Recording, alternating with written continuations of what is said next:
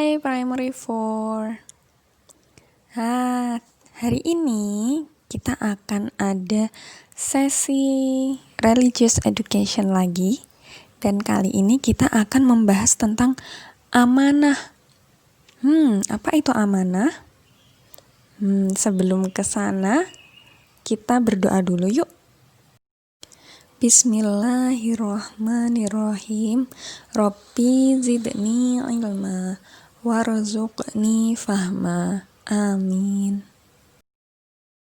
Oke, teman-teman.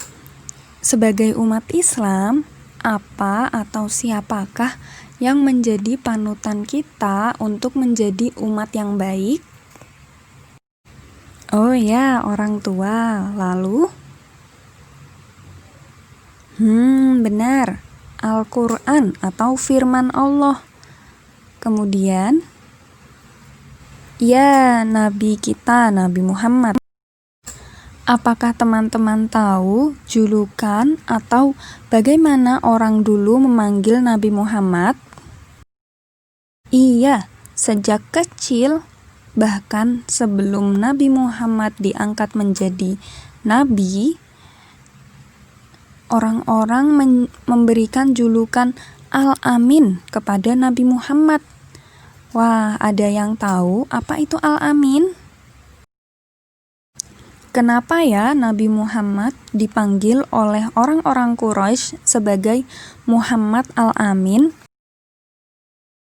Teman-teman, dalam bahasa Indonesia, Al-Amin itu artinya amanah atau dapat dipercaya atau jujur.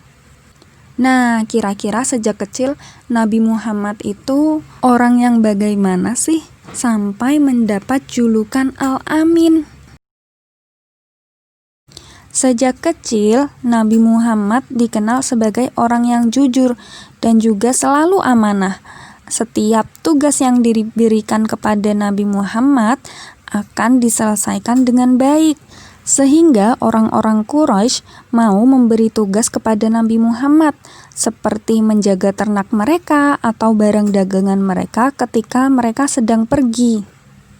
Ketika sudah dewasa dan menjadi seorang pedagang, Nabi Muhammad juga menjadi pedagang yang sangat disegani atau dihormati oleh pedagang lain karena beliau jujur dan tidak pernah curang atau membohongi pembeli atau pedagang lain. Nah, bagaimana dengan teman-teman di rumah? Apakah teman-teman di rumah punya peran atau tugas tertentu? Mungkin teman-teman punya peran untuk membantu mama atau papa membersihkan rumah ya. Nah, bagaimana dengan di sekolah? Apakah teman-teman punya peran atau tugas di sekolah? Selain belajar, mungkin teman-teman mendapat peran untuk memimpin doa atau memimpin upacara di sekolah. Kira-kira kenapa ya tugas seperti membersihkan rumah, menyapu, mengepel, menyiram tanaman, atau di sekolah seperti memimpin doa dan juga upacara diberikan kepada teman-teman? Kira-kira kenapa ya? Iya, benar, karena yang memberi tugas, misal mama atau papa atau guru, itu percaya pada teman-teman bahwa teman-teman bisa melakukan tugas dengan baik. Nah, ketika ternyata teman-teman sudah dipercaya dan juga teman-teman sudah mengiyakan untuk melakukan tugas tersebut, kemudian apa yang sebaiknya dilakukan oleh teman-teman? Kalau teman-teman sudah menerima itu sebagai tugas teman-teman, lalu bagaimana kalian mengerjakan tugas tersebut? Nah, teman-teman bisa menuliskan atau menarasikan apa tugas yang pernah dipercayakan kepada teman-teman dan bagaimana teman-teman melakukan tugas tersebut ya. Selanjutnya, teman-teman bisa mendiskusikan Surah An-Nisa ayat 58 bersama keluarga teman-teman. Ayat ini memiliki terjemahan, Sesungguhnya Allah menyuruh kamu menyampaikan amanat kepada yang berhak menerimanya, dan menyuruh kamu apabila menetapkan hukum di antara manusia, supaya kamu menetapkan dengan adil.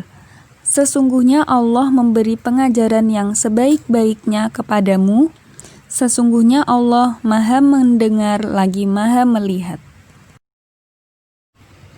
Bagaimana maksud dari ayat tersebut? Berkaitan dengan mengerjakan tugas atau menjadi orang yang amanah.